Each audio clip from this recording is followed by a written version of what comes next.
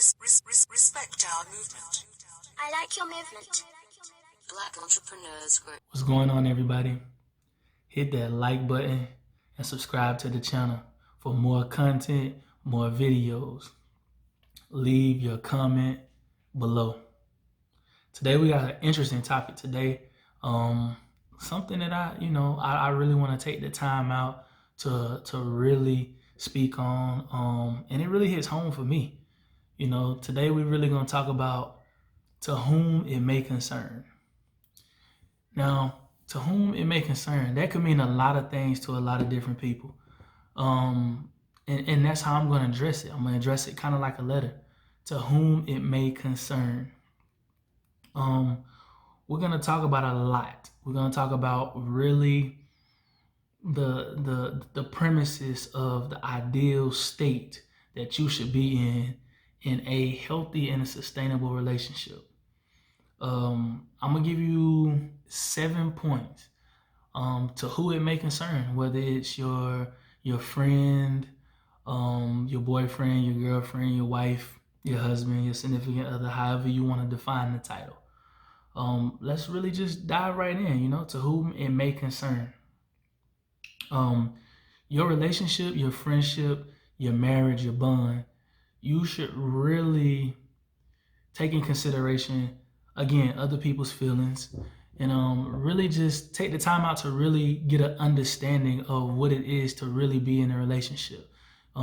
This is to teach you, point one, you learn a little bit about, the other person, but you learn more about yourself and about your life when it's, pertaining to a relationship.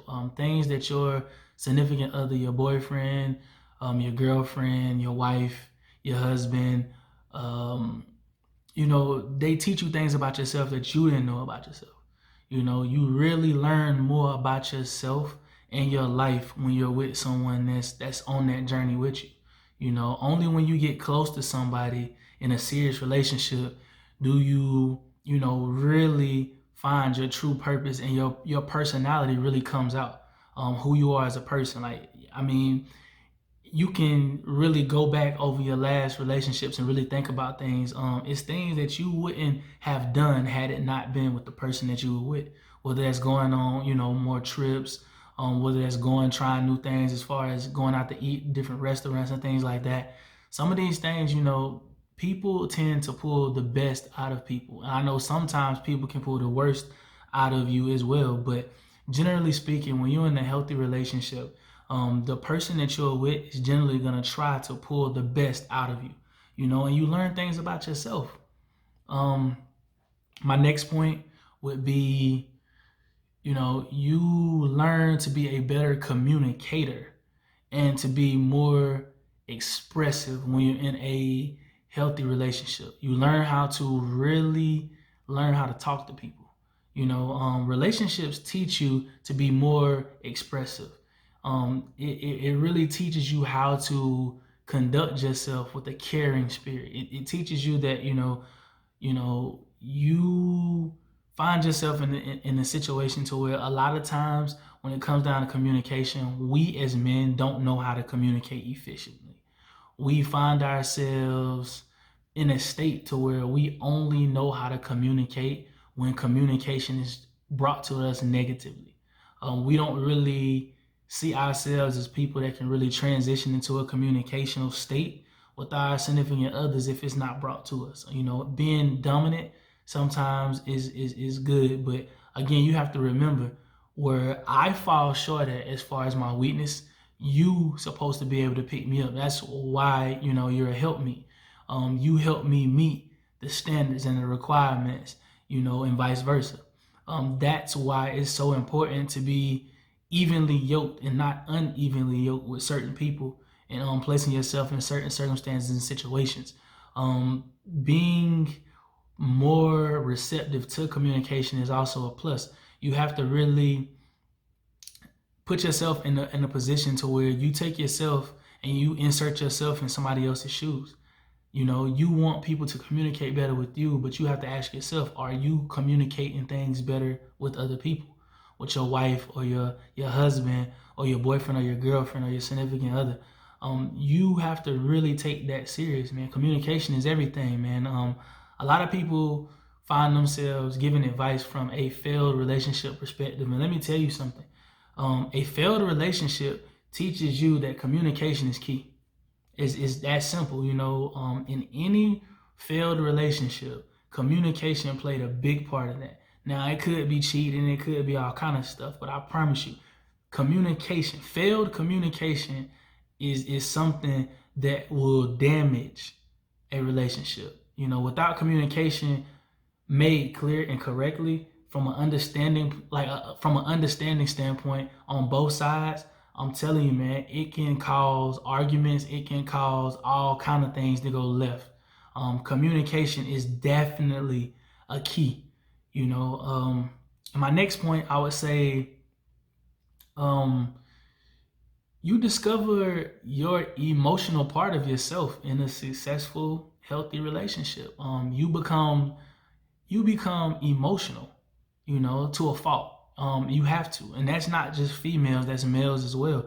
We find ourselves acting out of emotions a lot of times when it comes down to protecting our woman, protecting, someone that we love, you know, and vice versa, you know, from a female perspective, because they are emotional beings. They tend to really dive into an emotional side, and a lot of times as men, we can't connect. We don't know how to really connect to our significant others from an emotional standpoint, because again, we are emotionally disconnected or detached at times, which is a terrible thing to be in a relationship. When you're in a relationship, you become so vulnerable emotionally that, you know, you realize that we make things way worse, or we make things way better depending on who we are. A lot of times, you know, we can't compete with others' emotions. A lot of times we allow emotions to take over, and your significant other can't compete with how you feel on certain things or certain circumstances, situations, because they're not emotionally attached, or they're not emotionally to a level, to a peak where you are. A lot of times we can't see that, or we transition to things that we shouldn't be transitioning to mentally, because we can't seem to really dive in and be emotionally invested in our significant others, you know. And it teaches you that, you know, you really discover your emotional side in a healthy relationship. I'm telling you, you know. That brings me to another point. You learn the value of give and take in a successful relationship, a successful marriage, a successful bond, a successful friendship. You learn that compromise can mean a lot of work, especially from people growing up independently. People don't know how to compromise. It's definitely about give and take in any relationship as far as the capacity goes, whether that's marriage, whether that's, you know, engagement, whether that's a relationship, whether that's a friendship, whether that's a bond. A level of compromise is so important. It really is, man. You have to learn that every battle is not worth fighting. Every argument is not worth having. You know, a lot of times we find ourselves in the doghouse, as my homeboy like to say, find ourselves in the doghouse because we don't know how to pick and choose our battles, man. We really don't know how to the fall back a lot of times. You know, it's all about that compromise, man. Being in a space to where you give and take, learning that skill, because that is a skill. I'm telling you, a lot of people think that they know how to compromise and they don't. You know, it falls along the lines of sacrificing as well. Like, you have to learn how to sacrifice and compromise. You know, in a relationship, you learn the value and the art of give and take. You know, we as humans are selfish. A lot of us are selfish. We don't really know how to compromise. You know, when it comes down to it, our levels clash all the time because we don't know the willpower of give and take. We don't know how to be in a space to really sit down and say, all right, cool, you know, let's compromise. Let me sacrifice this and you sacrifice that, and we meet in the middle. My next point, you become more empathetic. You have more empathy for people when you're in a successful, happy relationship. When you love someone, their happiness affects you. When you are with someone, you want that person to be happy. A lot of times we find ourselves in situations to where we tend to not have sympathy or empathy for people. We are so emotionally drained by the end of our days that when things go wrong, we don't know how to fathom it in our brains.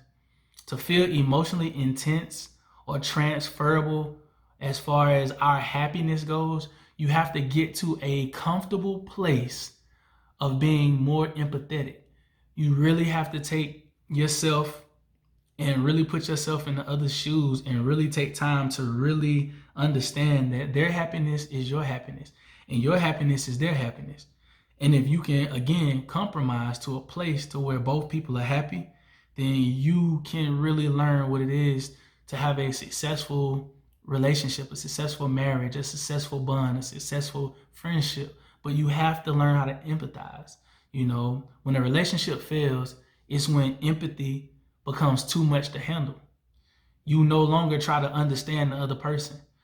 Your own happiness does not increase when their personal happiness increases.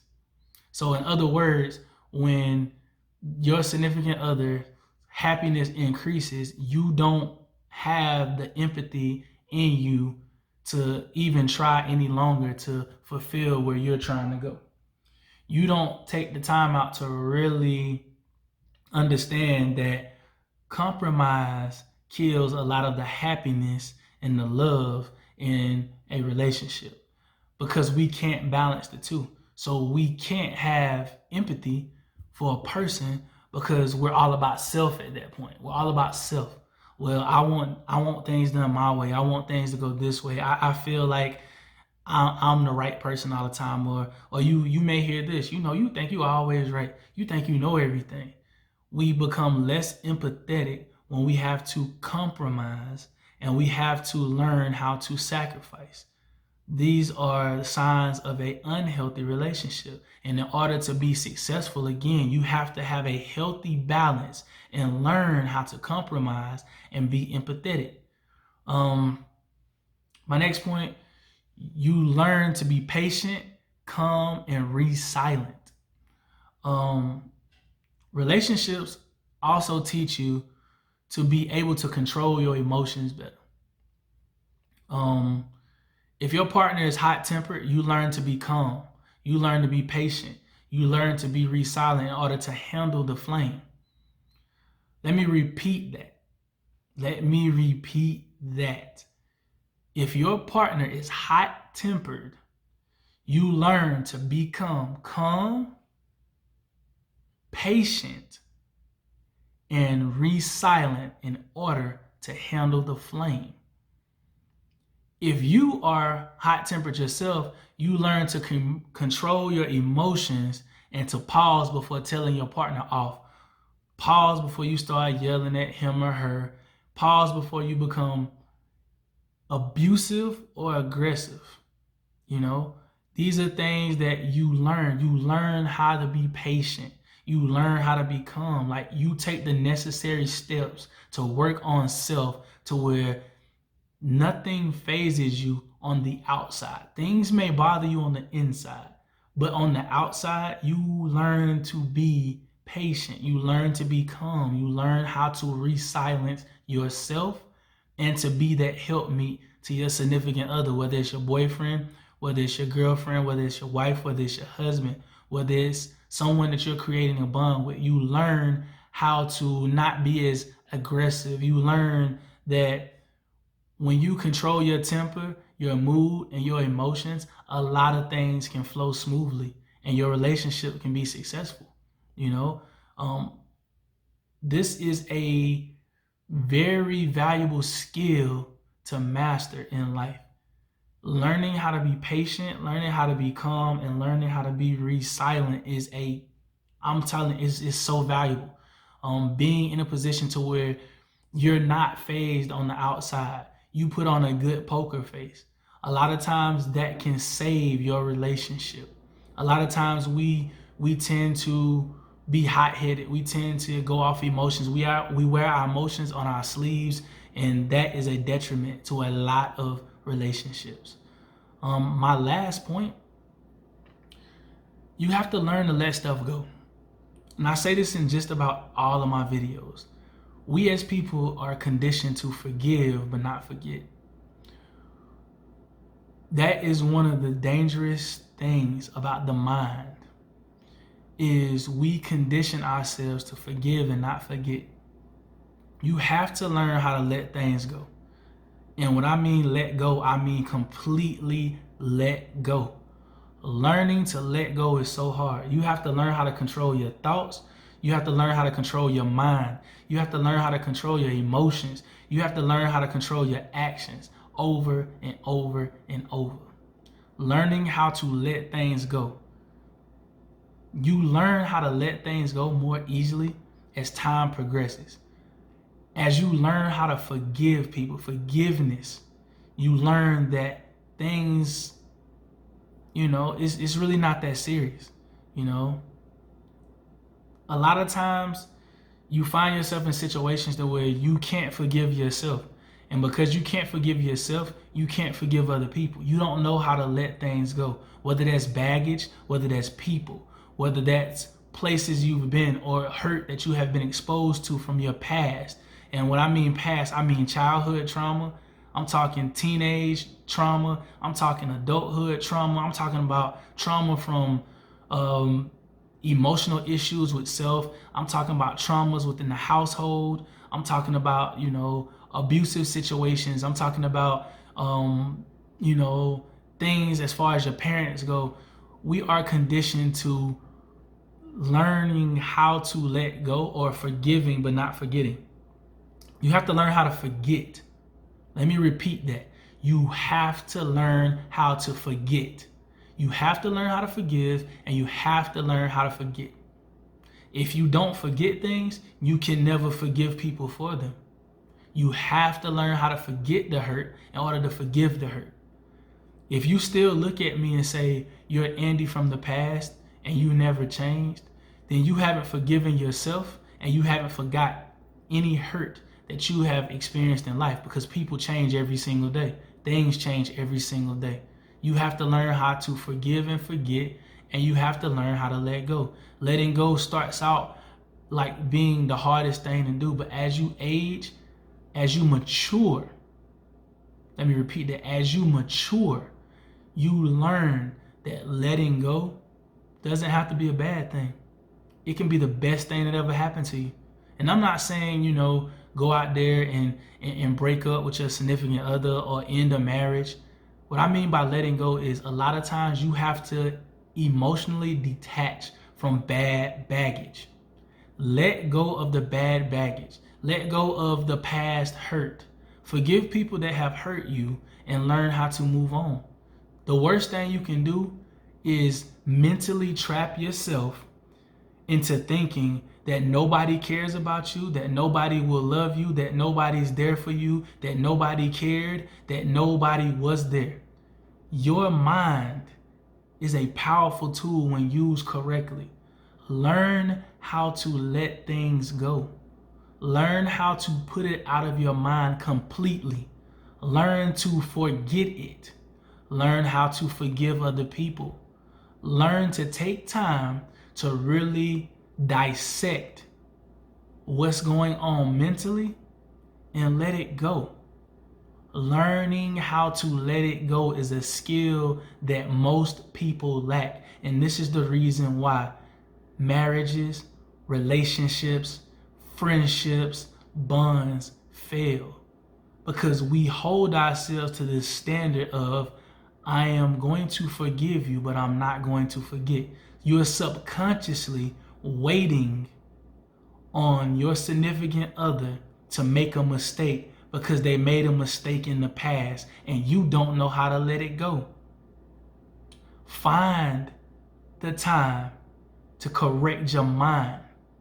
Change starts in the mind before it's even possible to change as a person. You have to make up in your mind that you want to change.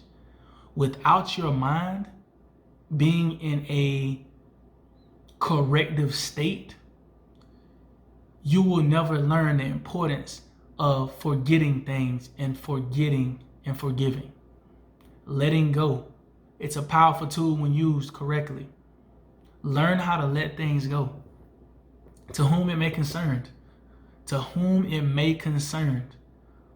It may this letter could be out to, your wife. It could be out to your husband. It could be out to your boyfriend. It could be out to your significant other. It could be out to your girlfriend.